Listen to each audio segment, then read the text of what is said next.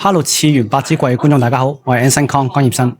我哋以前都聊多個你好，咁啊，都想問你唔今日有冇追星？一陣間就會去啦，一陣間做晒訪問就會好希望可以同到高橋洋子小姐影張相。高橋洋子最想追嘅係啊，因為細個佢 EVA 嘅嗰個動漫歌，嗰個主題曲實在太深入民心啦，咁所以都今次難得有機會係同一日表演，就希望可以集個遊啦。OK，咁啊，其實都知道你中意數碼暴龍，你曾經同阿 Oscar 開箱嗰隻數碼 JK。嗱，咁其實你最中意數碼暴龍裏面嘅邊個 character？其實我最中意，其實有兩個就係太一同埋大和咯，即係佢兩個嘅文章勇氣同埋友情嘅文章都係我，即係我嘅人生入邊我嘅一個好緊要嘅一環啊！呢兩件事，咁啊，所以我自己其實最中意呢兩個角色，即係數碼暴龍嚟講。因為如果你 cosplay 一個 character 嘅話，你會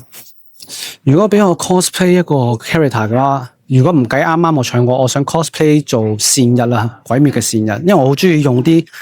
用雷招式嘅角色嘅，同埋我覺得佢嘅設定好正，即係佢瞓着咗就好勁，我都好想係咁。你之前嗰首致敬於數碼暴龍火影忍者嘅信之會唔會有後續嘅？暫時就未，但係遲啲如果有機會嘅話，都好想再以動畫嘅 MV 去呈現俾大家睇。咁啊，仲有會唔會諗住同 Oscar 一齊合作個3人漫係歌曲？